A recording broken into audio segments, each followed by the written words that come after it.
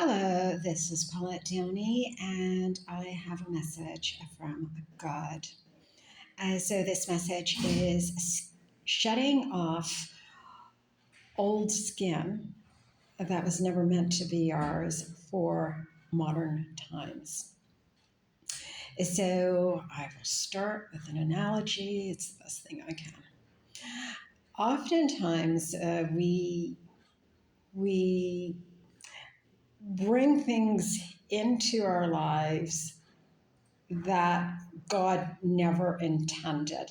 We bring behaviors, we bring ideologies, we bring habits, and the way we look at things, things that either shaped came from our past or shaped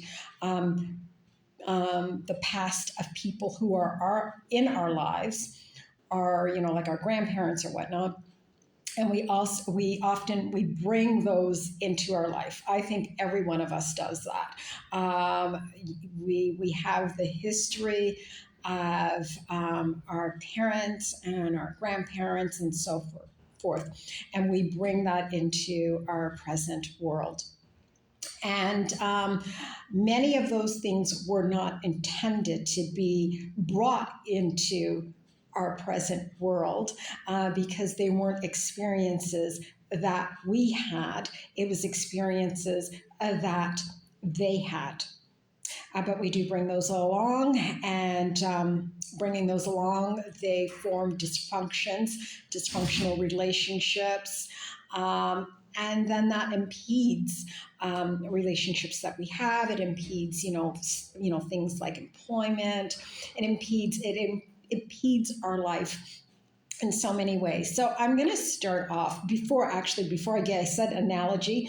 That was not the analogy. I was setting you up for the analogy, but I'm actually going to read scripture first. Then I'm going to go into analogy. And so this scripture is to be found in Romans. And so it is Romans chapter 12.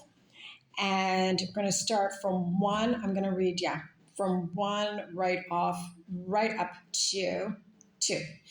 Therefore, I urge you, brothers and sisters, in view of God's mercy, to offer your bodies as a living sacrifice, holy and pleasing to God. This is your true and proper worship. Do not conform to the pattern of this world, but be transformed by the renewing of your mind. Then you will be able to test and approve what God's will is, his good, pleasing, and perfect will. And so, us being followers of Jesus Christ, us coming, giving our lives to God, when we come to God, we don't come to God perfect. And I mean, we never achieve perfection. No matter how lengthy the walk is with God, we never achieve perfection. We never become perfect people. If we are pursuing God and we're making him the center of our lives, we do improve. We do get better as we go along, but we never get to that place where we become perfect. But it is through our submission and becoming that living sacrifice to Jesus Christ that he is allowed to do a good work in us, basically healing us of all of our brokenness and leading us on a path of being healed and renewing our minds and getting us to a place where we can experience the peace and the joy and the contentment and all the things that Jesus Christ has for us. But it is a journey.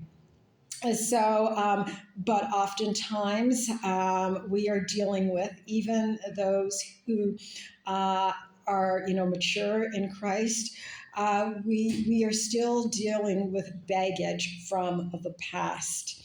And what Jesus is saying is he wants us to let go of that baggage. Of course, we have to do it with the help of him, but he's saying we need to let go of that past and not bring it into the present with us. Like I don't know how many of you are out there. I'm sure there are many out there who remember the rotary phone. So the rotary telephone, where it was that big, heavy clunk of a phone, and you would dial, whatever, say, like in New York, 2, and then 1, 2, and then, say the next digit is 9. So you would go all the way, around, and you'd have to wait until it goes back. And so with the rotary phone, I mean, that was, at that time, it was a creme de la creme of phones. But then it became outdated. Now, just picture this. So we're here in 2025, and I do remember the phasing out of the rotary phone in the 90s, and when they were bringing the touch, like the touch tone phones. And when they were doing that, like when that happened, what you would get is you'd get the person, the person who says the message, the speaker, who says a message, and she or he would say, press 1 if you want human resources, press 2 if you want operations, press 3 if you want sales. And if you are calling from a rotary phone, please hold on, and somebody will be available to assist you. Now, that was when we were going in the transition from, moving away from the rotary phone, and then we were going to the touch tone. But then one day that ceased for most companies. And so now in 2025, what you basically have is you have, press 1 for English. Press 2 por español, dos, I should say. Por español, dos. So press 1 for English, por español, dos. And if you do not press, the 1 or the 2, if you're dialing on a rotary phone, you're not going to be able to complete the call that you made, because the rotary phone is obsolete. It's outdated. Time has moved on now. They no longer give you that kind of option. And so the rotary phone does not work in today's world. We cannot bring it in today's world. It doesn't work. When you call companies, you have to press 1, you have to press 2, and it doesn't give you the option. Or there are still a few around where they will say, or you could wait for, like if you want to speak with the operator, please wait. There are a few companies that do that, but for the most part, it's outdated. If you have a rotary phone, it's going to be very, very difficult for you to make many calls, unless you're calling a loved one or someone who, like it just goes, straight into voicemail. But it's going to be close to impossible if you're calling a business to actually use that rotary phone. And like I said, like an emergency, 911, it's almost impossible. The rotary phone does not work for 2025. It has no place in our lives for 2025. So if someone is using a rotary phone, chances are that they can only make certain calls, which I'm sure that they are very well aware of those calls that they can make, because it just does not fit in today's world.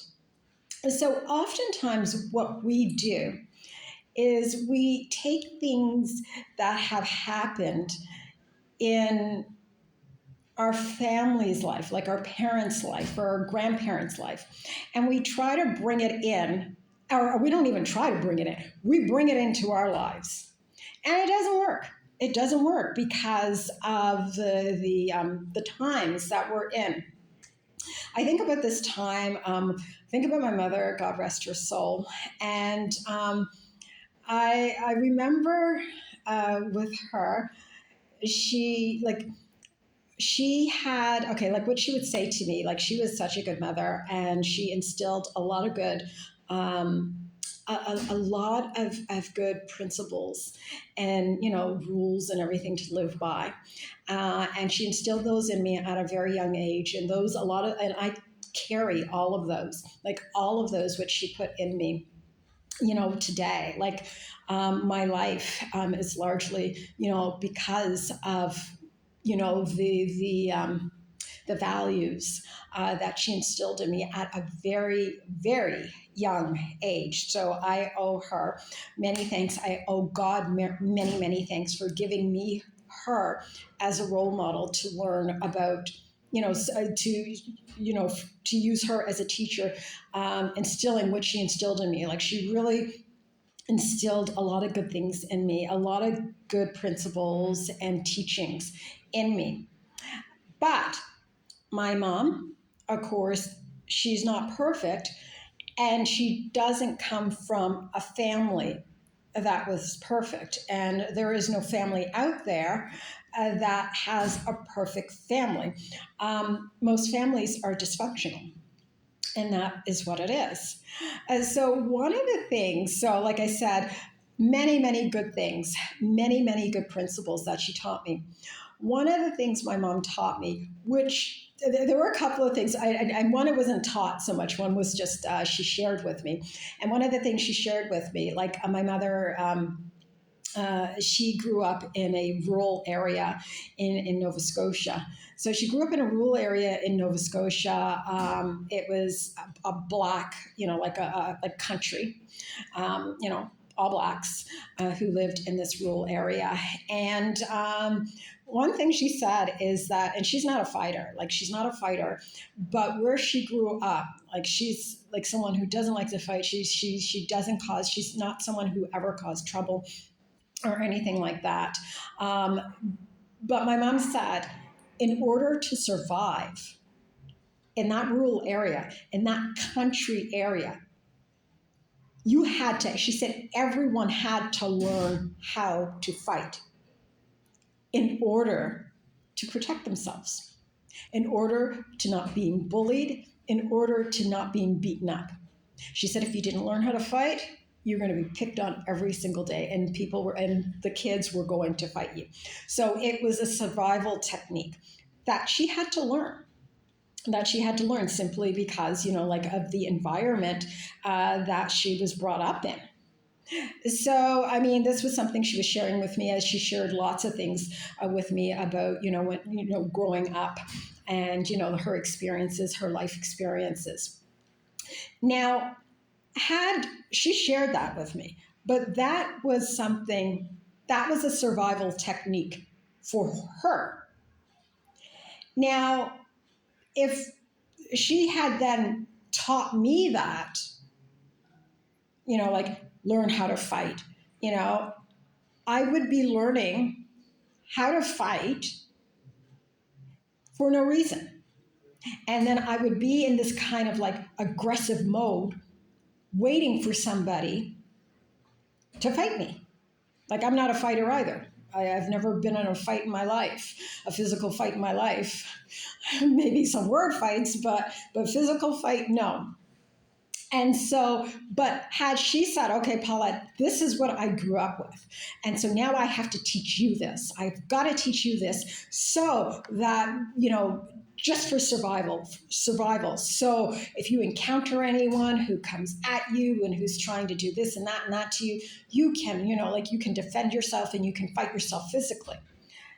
She never taught me that because I didn't need to know that. Like for where I grew up, in the environment that I was in, I didn't need those kind of survival techniques. So she didn't teach me that. But she coming from the family she came from and seeing things in her family.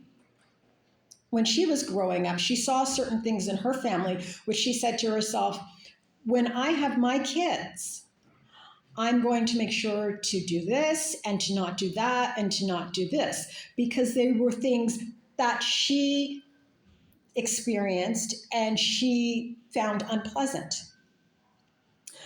But even in her awareness, and so she made it a point of the things that she shared with me, and then she said, okay, I'm not going to have, I'm not going to do this, I'm not going to do that, I'm going to do this, I'm going to do that for them, I'm going to go here, but she still brought some of her dysfunction into bringing us up.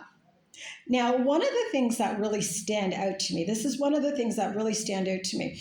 My mother, as she would say, Paulette, you know what? Like, there are people out there and they make backhanded comments, like they pretend they're joking with you and really they're insulting you.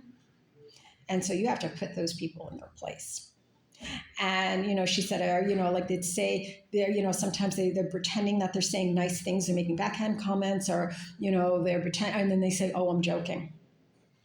And she would say things like, you have to put these people in their place. And so she told me that at a very young age. Like this was something that she told me that she experienced.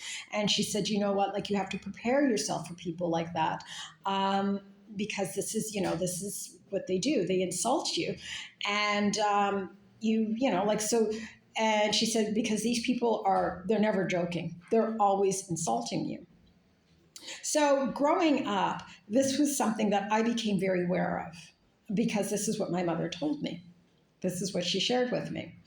And so then growing up, I looked for that in people. Like if I saw that someone was saying a certain thing to me that I knew was insulting, it was like a backhanded comment, then like I would become very sensitive towards it, because she was very sensitive towards it. And so that was something that I brought along with myself. But growing up, when I grew up, like as a teenager, like that, I was very sensitive. But then I found as I was growing up, and, just because of the people that I was exposed to, the many different cultures that I was exposed to, and I thank God for that, I realized that kind of thinking that she was telling me about, and with good intention, she was basically trying to protect me, a survival technique, like the fighting, like the physical fighting. But this was a survival technique in protecting my emotions.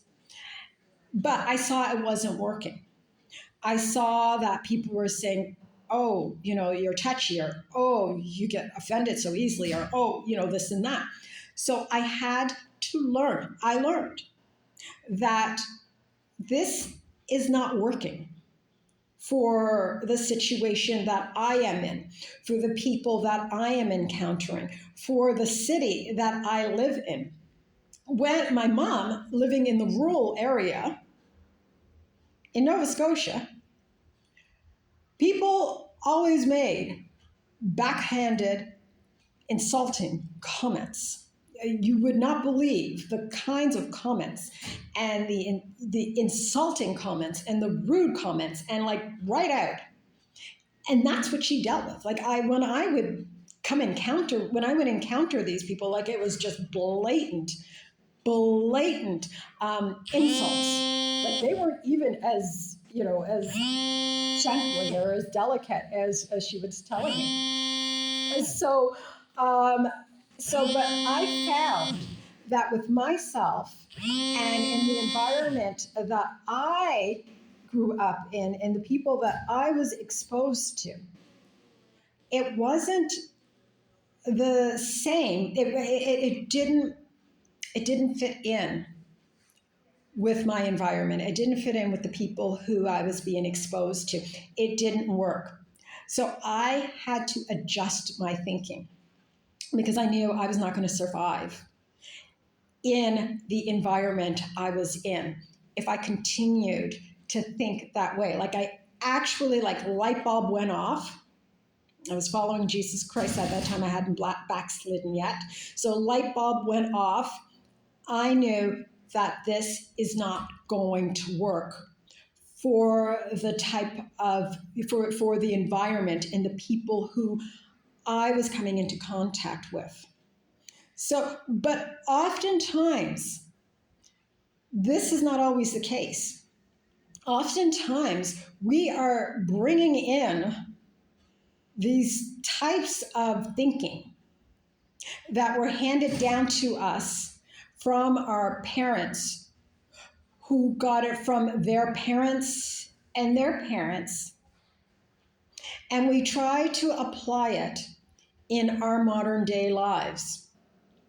And it's not situated, it's not even suited, it doesn't even fit in with the life that we are living at this present time.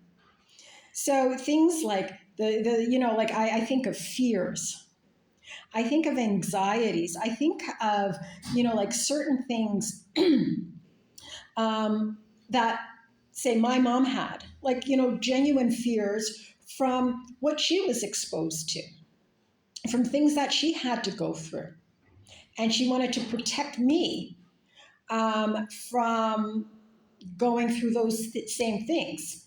So there were certain survival techniques that she would tell me in order to protect myself. And in some cases, in some cases, they were very applicable in the life back then, even my life today. But then there were others that were dysfunctional because it was a way of her trying to protect herself from the times that she was living in and from the environment and the dysfunction that she was surrounded by. And I'm not even saying, we have to also understand that I know that with my mom's times and her parents' times and then their parents' times, they didn't have the kind of information that we have today. They didn't have the kind of, access to, information on, like, say, emotional health or mental health or, like how to handle this and that. They didn't have that kind of exposure that we have today. And, it's funny because I remember with my mom, because like I said, she instilled a lot of good things in me. And so as an adult, and she would come to me, because my mom and I were best friends. And so, of course, she would share things with me, and she'd share things with me, things that upset her when she felt that people, were trying to diss her or, trying to, make her, belittle her or whatnot. And she would share these things with me. And so what ended up happening is, because of the experiences that I had in my life, the things that I had gone through, I knew that some of those things that she looked at as negatives were actually, it was nothing. And so I would tell her. And so she said to me, she said, "You know what? I've learned so much from you. I've learned so much from you about, because I would tell her, don't get upset about that. That's okay." I remember, because I did retail for years, and she said, I think she paid for something, and they didn't give her back the change. And she said, "That person, they were trying to take my money." And I'm like, "No, Mom, they didn't try to take your money. They probably just forgot." Because I myself, that's happened to me. Same thing has happened to me, where someone has given me the money and put it in the till, didn't give them any change back, and they're looking at me like, "Hey, I just gave you a $20 bill and it was only $5." And so I was like, no, they didn't. So because I had gone through, that similar experience of, like being in the person's shoes who she was talking about, she was able to say, "Oh, okay, they weren't trying to take it. Okay, I understand now." So, she said she learned a lot from me, and that was nice. that I could teach her some things as well. But many times with us, and like this is a message for me too, we bring things from past experiences and we bring them into our present day. And they don't fit in our present day. And they can become very destructive if we do not become aware of what it is that we continue to do that is really dysfunctional and really does not belong in present day. So we really need to, and that's why, when Paul talks about renewing the mind, when we submit ourselves to Jesus Christ, when we submit ourselves to God, and we allow Him to do a work in us, then He is able to switch our minds and disconnect us from our old patterns, our old ways of thinking, our dysfunctional ways of thinking, so that we are able, and so that He can position us to receive the things that He has for us, to not only to receive them, but actually also to hold on to those. Because if we receive those things, those many things, in our kind of like old way of thinking, we are going to be destructive to ourselves and, abort what God has for us because we don't know how to hold on to it.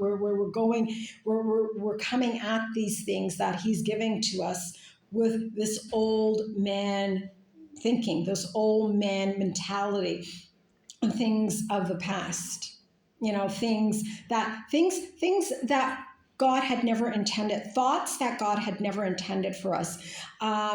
We take on as baggage from our families, and we wear them ourselves. Things that were never meant for us. We're in a different generation, we're in a different time, but we're taking on things from the past, from past traumas, for things that happened in the past. Now, I think about, thinking about the past here, projection. And when I say projection, normally when you think of projection, you think of projection as us projecting on somebody else. But I'm thinking now of projection as in how our families, like we are projecting on our past, like our past lineage. So what people have gone through in the past. And I say this for everyone. So things that, things that have gone on in the past. So you have, say, 200 years ago. 200 years ago, great-great-great-granddad and great-great-grandma went through a certain situation, went through certain traumas, had certain things that happened to them. And so what do great-great-great-granddad, great-great-great-grandma do? They share these with their children. 200 years ago, different time, different centuries. Share them with the kids. The kids of that time may experience some similar because of the time frame. The kids share it with their kids. And then this continues. So now, fast forward 200 years later, you have your mom and your dad sharing these stories that happened 200 years ago. 200 years ago, this happened. And then you have the kids talking about these situations that happened 200 years ago, basically saying, like my great granddaddy and great grandma went through this, and they went through that, and they went through this, and this is what, and they are speaking about it as if they're going through it. And they talk about the situation as if it's something that is happening today. And you're looking at them and you're saying, like, what world are we talking about here? Because the world that I'm living in, what you're talking about is not happening today. Yeah, it happened 200 years ago, but it's not happening today. But I understand that great grandma and great grandpa went through that, and they shared it with the kids, and somehow the life, it just kept living to present day.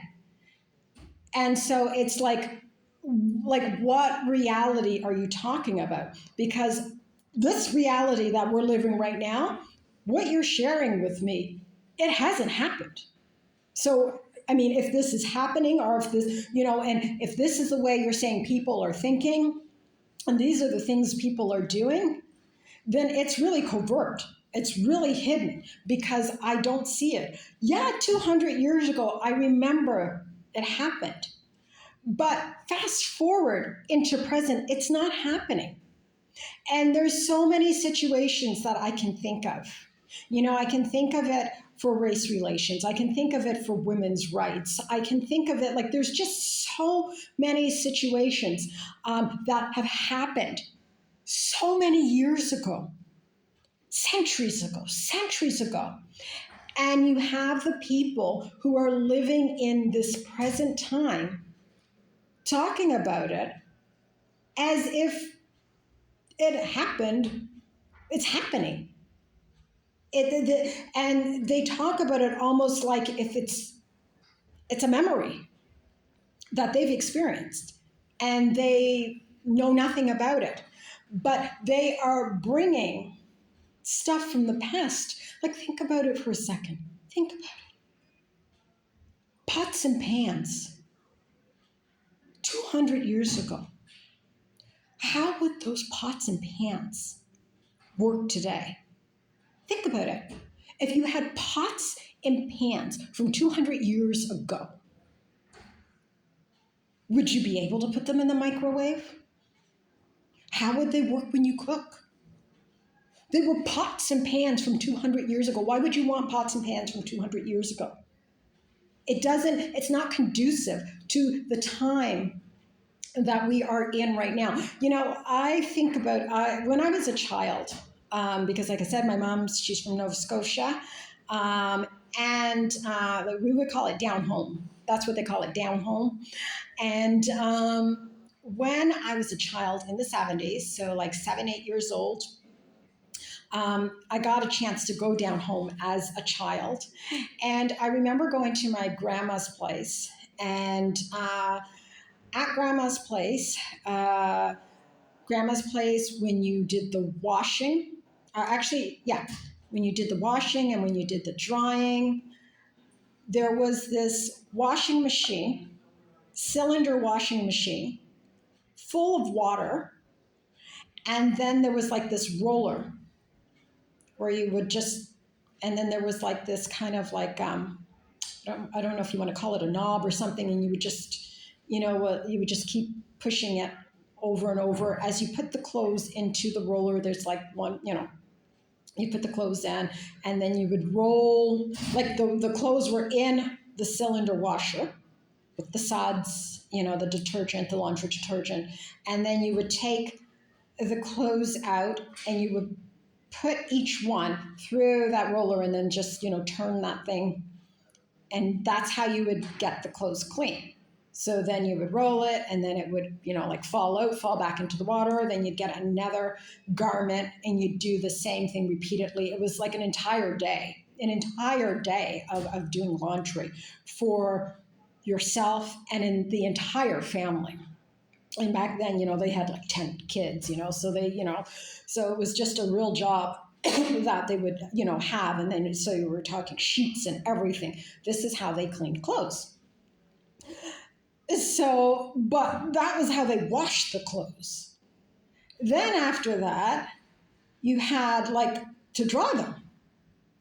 So then you would have like the clothes clips to put on like the rods, so to speak, outside. And if you wanted to starch them, then that was another thing. So you'd clip all those clothes onto the rods outside. And then, that took an entire day, half a day, probably a day to dry. So that's, like, and that's what they did back then. That's what they did. And in the 70s, don't get me wrong, in the 70s in Halifax, if you were to go into, like the metropolis area, the urban area, or yeah, if you were to go into the city, I should say, they had washers and dryers. Like they had washers and dryers in the 70s when you went into the city. But in this rural area, they didn't have that. It was all country, like dirt roads. You see some cows, you see some pigs. It was, like it was very, very rural. Like back in the 70s, in these places where these people lived. And so that's how it was. That's how it was back then. And like when I was 7 years old, when I was 8 years old, like when, like I grew up in Toronto. I'm from Montreal. I grew up in Toronto. And, like we had washer and dryers. So it's, like this is something that, like I didn't know of until I went back down home in Nova Scotia. And so, like, to see that, it was like, oh my gosh, like, this is, whew. And then, I remember going back when I was 9 years old. And when I was 9 years old, they actually had the same kind of setup. But this one, you didn't have to roll. This one, it actually automatically, like rolled the clothes. Like, so this was an automatic one. But in any case, because of that environment in that time, it was suitable. But if you were to bring that into 2025, and you would say, oh my gosh, I did the laundry and it took all day, and you were using that kind of getup, and then you were hanging your clothes to dry on the, like outside. It would not fit in today's society. It's something that does not belong in today's society. Back then, it was fine for the times.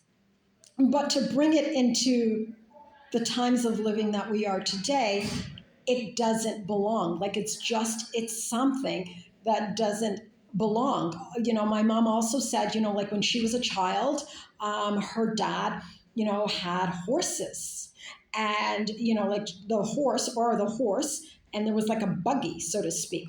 So he would go to town, and she always would volunteer. She loved going to town. So she would be in the buggy, and he would have the horse, and, they would cart off into the city.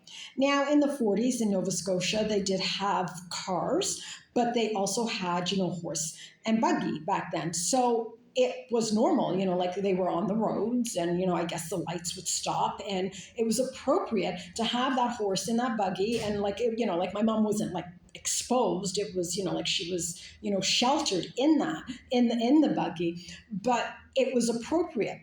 But if you were to bring that into 2025 in New York City, say, for example, it doesn't fit. It just doesn't fit with the times.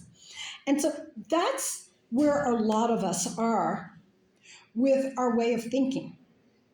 It's outdated. We are taking on things that were never meant for us. We were taking on things that we have never been exposed to, that we have never experienced. And we are taking on the traumas, because that's basically it. We're taking on the traumas that have happened to our families in the past. And in order for us to function in the times that we are in right now, we really need to go to God and pray to God and ask God, like to reveal to me things that are dysfunctional thinking in my life, things that have never belonged to me and that I have taken on as mine, traumas that we are taking on from things that we have never experienced, things that we have never even gone through, and we're taking them on as something that we have lived and we've never even gone through it. So sometimes we are so unaware of these things that we are taking on that we need to ask God, am I taking on certain things? Am I looking at my feelings, my emotions, how I think? Are these conducive? Like, are these things that I am experiencing? Or are these things that don't even belong to me and they're past traumas that have been passed on to me? And the families, of course, they don't mean any ill will when they are sharing these stories with us because it is their experience. And so when they tell us things, like for survival, it's not, it's innocent, like they're doing it out of love.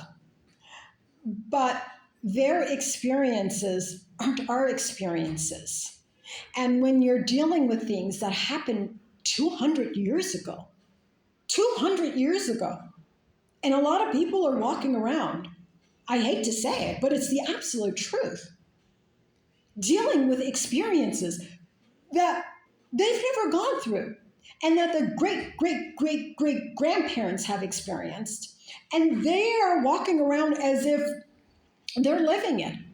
And it's like, what reality are you living in? What world are you living in? Because this is not the world that exists today. And this is painful to actually have to face this. But in order to be able to move forward in a kind of like with a healthy thinking and renewing our minds and understanding that what the traumas that we have taken on aren't even our traumas. We have not even experienced these, and that we're just carrying dead weight. Then these are going to cause dysfunctions in our lives. And causing the dysfunctions in our lives, it's going to destroy a lot of like relationships and partner, like everything. I say relationships, partnerships, it could be just everything, like how we look at life, our health, everything. So we really need God, because we're not even aware of, all of us, and I speak for myself too, we're not aware of all of the wrong thinkings that we have, of all of the ways that we are thinking that is incorrect, and it has nothing to do with us. And only God, only through prayer, only through constant prayer and asking God, what is, help me, please reveal to me, my thinking. This is going to go off, Sam. Just warning you. So help me to, reveal things to me that no longer belong in my world. Reveal patterns. Reveal ways of doing things that no longer are going to help me. No longer, they don't belong to me, or they've never belonged to me. Please reveal these things and then heal me, deliver me from them, because it's the only way that we are going to be able to move forward in a healthy way. I talk also, and habits. Habits is another one. Habits. And I'm gonna, this one. Habits is another one. And I'm thinking about, I remember, like, because my mom, she grew up in the country. And so growing up in the country, they got their water from the well. And, anyone who knows what that's like, I mean, getting water from the well, they didn't have, like they didn't have, plumbing the way we have today, when she was growing up. And so they how they bathed is they basically had like one person would get in the bath first, or basically they would scrub themselves. They would wipe themselves, like a bucket, and then wipe themselves, and that's how they would clean themselves. And when they had, I believe, when they had a bathtub, how they did it is the person, like one person would get in first, get out, the next person would get in that dirty water, and then get out, and then the next person would get in, because they were trying to preserve water. Water was hard, like pulling up and everything. So this is just a way in which they did it. And children, they didn't bathe themselves every day, because they looked at it that children, what, children don't stink, so children don't need to bathe themselves every day. And so this is how she grew up. So when she had her own kids, and so we're at this point, we're living in an apartment, and so she passed that on to us at a very young age. At a very young age, this was when when we were first living in the apartment. When we were first living in the apartment, it was myself, my younger sister, and then my niece. And so probably for about a couple of years, we did this. Now, hydro and utilities were all included in the rent. But because of her old ways of thinking, because of how she grew up, it was just something natural for her to do. And so it was the same thing. So it was like, okay, you go in first, you go in first, you go in first, you go in second, you go in third. And I remember sometimes I'm like, okay, no, I want to go in first. But sometimes that didn't happen. Sometimes I ended up going in last. So that lasted, like I said, for a couple of years, until a light bulb went off in her head that I don't have to do this. I don't have to do this anymore. This is not something I have to do. But it was something she grew up with. So it was very natural to her. Now, I remember when I was 11 years old, and I stayed with a good friend of hers. I call her my aunt, because that's what we did. We called, like, even if they weren't our aunts, if they were good friends of our parents, we called them aunt. So I stayed with her in the city in Halifax. So I got to stay there also.